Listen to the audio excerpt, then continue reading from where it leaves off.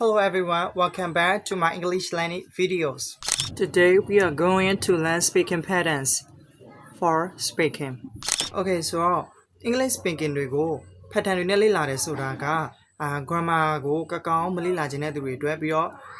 grammar ကိုလည်းစနနာလေ့လာစရာမလိုပေါ့နော် English speaking မှာဆိုလို့ရှိရင် basic grammar လောက်သိထားလို့ရှိရင်ရတယ်ဆိုတော့တကယ်လို့ကိုက English စာကိုEnglish စကားကိုပေါ့နော်အမြန်ဆုံးနဲ့လည်းပြောတတ်ချင်တယ်ပြီးတော့လည်း grammar ကိုလည်းခေါင်းရှုပ်ခံပြီးတော့မလေ့လာချင်ဘူးဆိုလို့ရှိရင်တော့ဒီလိုမျိုး English speaking pattern လေးတွေနဲ့လိုက်လေ့လာတာကတော့ပို့ပြီးတော့အဆင်ပြေပါတယ်ပြီးတော့ recommend လည်းပေးချင်ပါတယ်ဆိုတော့တကယ်လို့ကိုက English speaking တွေနဲ့English speaking တွေကိုပေါ့နော်ဒီလိုမျိုး pattern တွေနဲ့လေ့လာချင်တယ်ဆိုလို့ရှိရင်တော့ကျွန်တော်ဒီနေ့ share ပေးမယ် pattern ကိုလိုက်ပြီးတော့မှတ်ထားပေးဖို့တိုက်တွန်းချင်ပါတယ်ဆိုတော့ဒီနေ့ကျွန်တော် English speaking pattern တွေကို share ပေးမှာဖြစ်တဲ့အတွက်ကြောင့်မလို့ video ကိုအဆုံးထိကြည့်ပေးဖို့တိုက်တွန်းချင်ပါတယ်ကိုကတကယ်လို့ English စာလေ့လာနေတဲ့သူဆိုလို့ရှိရင်တော့အဆင်ပြေပါတယ်တကယ်လို့အခုမှလေ့လာတယ်ဆိုလို့ရှိရင်လည်းအဆင်ပြေပါတယ်ဆိုတော့ video အဆုံးထိကြည့်ပေးဖို့တိုက်တွန်းချင်ပါတယ်ဒီ speaking pattern 5မျိုးကိုတစ်ခါတည်းမှတ်မိအောင်share ပေးမှာဖြစ်ပါတယ်ဆိုတော့ video ကိုအဆုံးထိကြည့်ပေးဖို့တိုက်တွန်းချင်ပါတယ်ပထမဆုံး pattern ကကြတော့ပါလဲဆိုတော့ I was about to bless that one I was about to bless that one ပဲဖြစ်တယ်ဆိုတော့အတိတ်ပဲကကြတော့ပါလဲဆိုတော့မိတော့မလို့ပေါ့နော်တခုခုကိုလုံမိတော့မလို့အဲ့လိုမျိုးအတိတ်ပဲဖြစ်ပါတယ်ဆိုတော့ I was နေရာမှာ I am လည်းသုံးလို့ရပါတယ်ဆိုတော့ဒီ pattern လေးရဲ့example လေးတွေကိုဒီနေ့ကျွန်တော် share ပေးချင်ပါတယ် for example ပထမဆုံးတစ်ခုအနေနဲ့ကြတော့ပါလဲဆိုတော့I was about to kill you at that time I was about to kill you at that time အနည်းကိုအဲ့ဒီချိန်တော့သတ်မိတော့မလို့အဲ့ဒီချိန်တော့ညို့သတ်မိတော့မလို့အဲ့လိုမျိုးအတိတ်ပဲဖြစ်ပါတယ် I was about to kill you at that time အနည်းကိုအဲ့ဒီချိန်တော့သတ်မိတော့မလို့အဲ့လိုမျိုးသုံးလို့ရတာပဲဖြစ်ပါတယ်နောက်ထပ် for example ဒီခုနေနဲ့ကြတော့ပါလဲဆိုတော့ I was about to ask you something I was about to ask you something ငါညတခုခုမေးတော့မလို့ငါညကိုတခုခုမေးတော့မလို့အဲ့လိုမျိုးအတိတ်ပဲဖြစ်ပါတယ်ဆိုတော့ I was about to ask you something ငါညတခုခုမေးတော့မလို့အဲ့လိုမျိုးလဲတော်လို့ရတယ်ပဲဖြစ်ပါတယ်ဆိုတော့အဲ့လိုမျိုးမဟုတ်ဘဲနဲ့အခုလက်ရှိအခြေအနေနဲ့ပြောမယ်ဆိုလို့ရှိရင် I am နဲ့သုံးပေးလို့ရတယ်ပေါ့နော်ဆိုတော့I am about to sleep I am about to sleep ငါအိတ်တော့မလို့အဲ့တော့မလို့ I am about to plus that one ပဲဖြစ်ပါတယ်အဲ့လိုမျိုးသုံးရမှာဖြစ်ပါတယ်တကယ်လို့အခုအချိန်နေသုံးမယ်ဆိုလို့ရှိရင်ကွာအဲ့လိုမျိုးဆိုလို့ရှိရင် I am about to sleep ငါအဲ့တော့မလို့အဲ့လိုမျိုးသုံးပြလို့ရတာပဲဖြစ်ပါတယ်ဒါကကြတော့I was about to plus that one နဲ့ I am about to plus that one ပဲဖြစ်ပါတယ်ဆိုတော့နားလည်လောက်မယ်လို့မျှော်လင့်ပါတယ်ဆိုတော့နောက်တစ်ပိုင်းဆက်သွားမယ်ဆိုတော့ I used to plus that one ဘောနော်ဆိုတော့ I am used to မဟုတ်ဘူးเนาะ I used to plus that oneအဲ့လိုမျိုးကကြတော့ဘယ်လိုမျိုးအတိတ်ပဲလဲဆိုတော့အရင်တုန်းကလေရှိတယ်ပေါ့နော်ဆိုတော့အရင်တုန်းကတခုခုလှုပ်လေရှိတယ်တခုခုကိုလှုပ်လေရှိတာမျိုးပေါ့နော်အဲ့လိုမျိုးဆိုလို့ရှိရင်I used to plus verb 1ကိုတော့ပေးရမှာဖြစ်ပါတယ်သူတို့ရဲ့ for example တွေကသူတို့ရဲ့ example တွေကဘာတွေလဲဆိုတော့ပထမဆုံး example တစ်ခုအနေနဲ့ကြတော့ဘာလဲဆိုတော့I used to smoke a lot I used to smoke a lot အရင်တုန်းကငါဆေးလေးတောက်လေးရှိတယ်ညီတို့ကငါဆေးလေးတောက်လေးရှိတယ်အခုတော့မတောက်တော့ဘူးပေါ့အခုကတော့တောက်ချင်မှတောက်မယ်တိုင်းပဲအရင်တော့လှုပ်လေးရှိတယ်ပေါ့နော်အဲ့လိုမျိုးအတိတ်ပဲဖြစ်ပါတယ်I used to smoke a lot ညီတို့ကငါဆေးလေးတောက်လေးရှိတယ်အဲ့လိုမျိုးပြောလို့ရတာပဲဖြစ်ပါတယ် Okay ဆိုတော့နောက်ထပ် example တစ်ခုအနေနဲ့ကြားရပါလဲဆိုတော့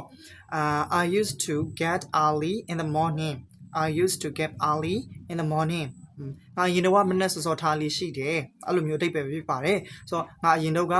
စောစောထားလေးရှိတဲ့အတိုင်းပဲအခုချိန်မှာတော့ငါစောစောထားချင်မှထားမယ်စောစောထားချင်လဲထားမှာပဲအတိုင်းပဲအရင်တော့ကတော့ထားလေးရှိတယ်ပေါ့နော်လောက်ခဲလေးရှိတာအဲ့လိုမျိုးဆိုလို့ရှိရင် I used to နဲ့တော့ပေးရမှာဖြစ်ပါတယ် Okay ဆိုတော့နောက်ထပ် example တစ်ခုအနေနဲ့ကြားရပါလဲဆိုတော့ Are you to stay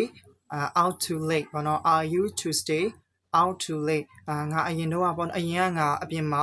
အကြာကြီးနေလေးရှိတယ်ပေါ့နော်ဆိုတော့ငါအရင်တော့ဆိုလို့ရှိရင်ညဘက်ဆိုလို့ရှိရင်အပြင်များအကြာကြီးထွက်လေးရှိတယ်နေ့ဘက်ဆိုလို့ရှိရင်လည်းအပြင်အကြာကြီးထွက်လေးရှိတယ်အိမ်မှာဆိုလို့ရှိရင်တိတ်ပြီးမနေဘူးဘောနော်ဆိုတော့အရင်က तू ကအဲ့လိုမျိုးလှုပ်လေးရှိတယ်ဒါပေမဲ့အခုချိန်မှာ तू ကအဲ့လိုမျိုးလှုပ်ချင်မှလှုပ်မယ်အဲ့လိုမျိုးတိတ်ပဲဖြစ်တယ်ဘောနော်အရင်တော့အဲ့လိုမျိုးလှုပ်လေးရှိတယ်အဲ့လိုမျိုးဆိုလို့ရှိရင် I used to နဲ့သုံးပေးလို့ရတာပဲဖြစ်ပါတယ်နောက်ထပ် example တစ်ခုအနေနဲ့ကြားတော့ပါလဲဆိုတော့ I used to rely on my parents I used to rely on my parents အတိတ်ပဲအားကြတော့ဗာလဲဆိုတော့ငါအရင်တော့ငါရဲ့မိဘတွေကိုပေါ့နော်အားကိုးလေးရှိတယ်ပေါ့နော်ဆိုတော့အဲ့လိုမျိုးအတိတ်ပဲဖြစ်တာrely ကကြတော့ကိုးစားတာအားကိုးတာကိုယ့်ရဲ့မိဘလှုပ်ဆောင်ကိုထိုင်စားတာအဲ့လိုမျိုးအတိတ်ပဲဖြစ်တယ်ပေါ့နော်ဆိုတော့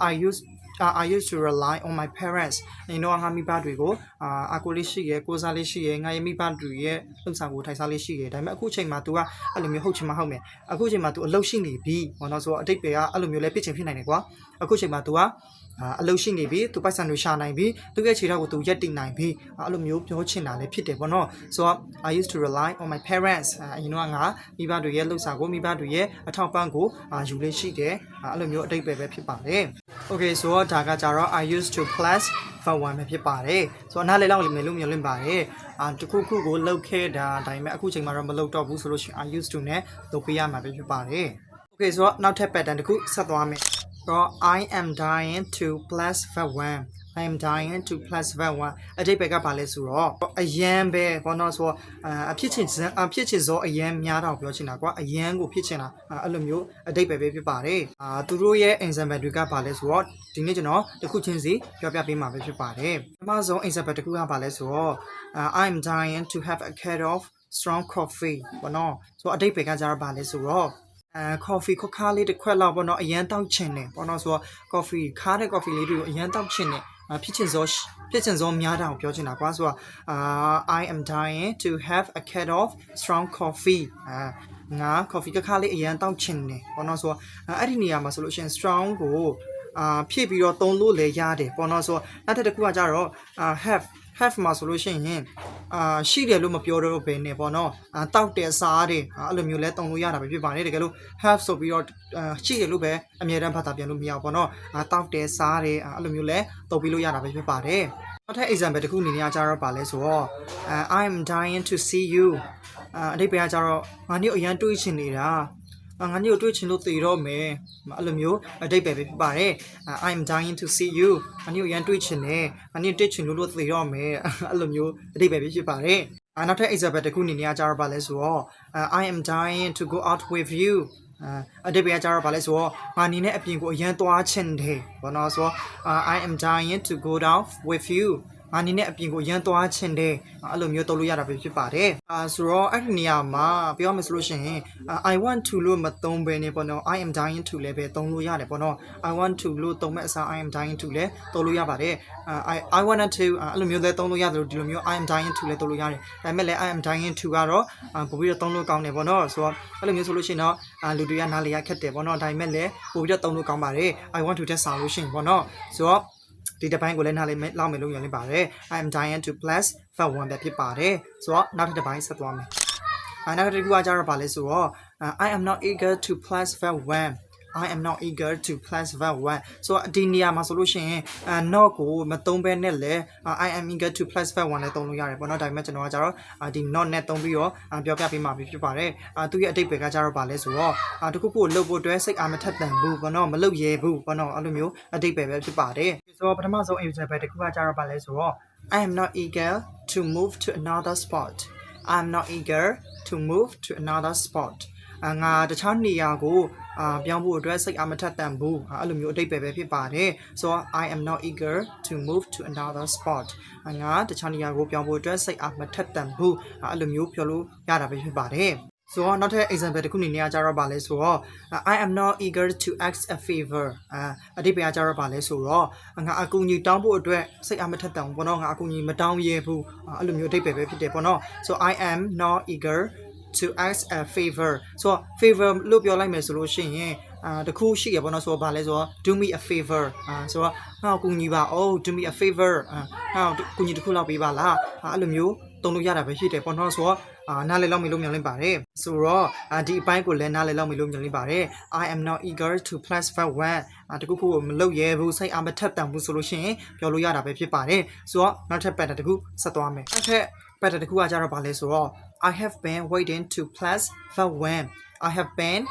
waiting to plus for 1ဆိုအတိတ်ပဲကကြတော့ပါလဲဆိုတော့တခုခုကိုလုပ်ဖို့အတွက်စောင့်နေတာပေါ့နော်ဖို့စောင့်နေတာအဲ့လိုမျိုးအတိတ်ပဲဖြစ်ပါတယ်ဆိုတော့သူတို့ရဲ့ example တွေကဘာတွေလဲဆိုတော့ပထမဆုံး example တစ်ခုအနေနဲ့ကြတော့ပါလဲဆိုတော့ I have been waiting to hear from you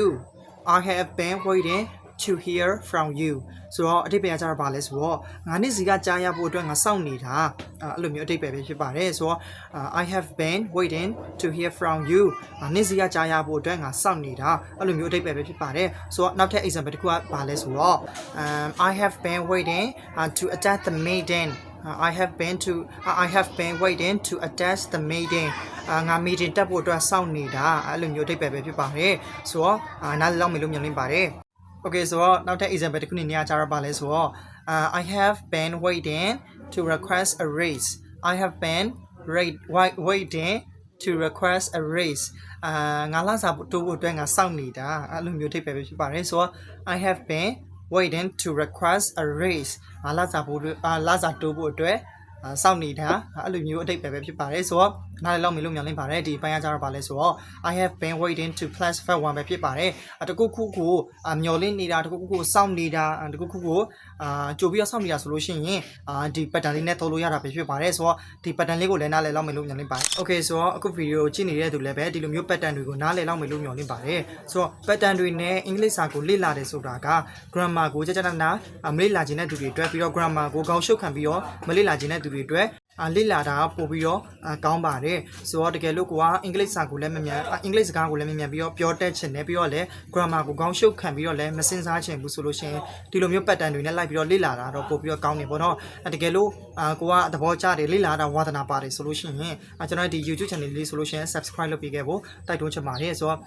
တကယ်လို့နားလည်အောင်လို့ဆိုလို့ရှိရင်တော့တစ်ချက်ချင်းစီလိုက်ပြီးတော့ပြောပြပေးမှာဖြစ်တဲ့အတွက်ကြောင့်မလို့ subscribe နဲ့ပြီးတော့ဘေးကခေါင်းလုံးလေးလုပ်ပေးခဲ့ဖို့တိုက်တွန်းချင်ပါတယ်ဆိုတော့ကိုကအခုမှအင်္ဂလိပ်စာလေ့လာနေတယ်ပြီးတော့ဘယ်လိုလေ့လာမလဲမသိသေးတဲ့သူတွေလည်းရှိရပေါ့နော်အင်္ဂလိပ်မှာဆိုလို့ရှိရင် for skill လို့ရှိတယ်ဒီလိုမျိုး for skill လို့ဆိုလို့ရှိရင်တခါတည်းလုပ်နိုင်ဖို့ဆိုတာကကိုယ့်အတွက်ခဲရင်လုံးနေတကယ်လို့ကိုက grammar ဘိုင်းမှာဆိုလို့ရှိရင်အားနေတယ်မလေ့လာချင်ဘူးဆိုလို့ရှိရင်ဒီလိုမျိုး pattern တွေနဲ့လေ့လာတာပို့ပြီးတော့ကောင်းတယ်တကယ်လို့ listening ဘိုင်းမှာဘယ်ဟာကိုနားထောင်လို့နားထောင်ရမှာမသိဘူးဆိုလို့ရှိရင်လည်းပဲ YouTube မှာရှာပြီးတော့နားထောင်လို့ရတယ်လို့ဒီလိုမျိုးအင်္ဂလိပ်ပုံပြင်တွေကိုလည်းလိုက်ပြီးတော့ကြည့်တာပို့ပြီးတော့ကောင်းတယ်ပေါ့နော်ကိုယ့်အတွက် English speaking skill ကိုလိုက်ပြီးမြင့်တင်ပေးနိုင်တဲ့အတွက်ကြောင့်မလို့တကယ်လို့ကိုယ် listening ဘိုင်းဆိုလို့ရှိရင်များများလေးနားထောင်ပြီးတကယ်လို့ကို learning လုပ်တယ်ဆိုလို့ရှိရင် learning တခုတွေနဲ့မလုပ်နဲ့ပေါ့နော်ဆိုတော့ကိုတခါတည်း practice ဖြစ်အောင်တခါတည်းကိုယ့်ရဲ့ speaking skill ကိုလေ့ကျင့်ပေးဖို့အတွက်တိုက်တွန်းချင်ပါတယ် Okay ဆိုတော့အခု video ကြည့်နေတဲ့သူလည်းပဲကိုယ့်အတွက်အဆင်ပြေမဲ့လို့မျှော်လင့်ပါတယ်ဆိုတော့တကယ်လို့ဝါသနာပါတယ်ဆိုလို့ရှိရင် subscribe လုပ်ပေးခဲ့ဖို့မမေ့ပါနဲ့ဆိုတော့နောက်ထပ် video မှာပြန်ဆုံမယ်ပေါ့နော်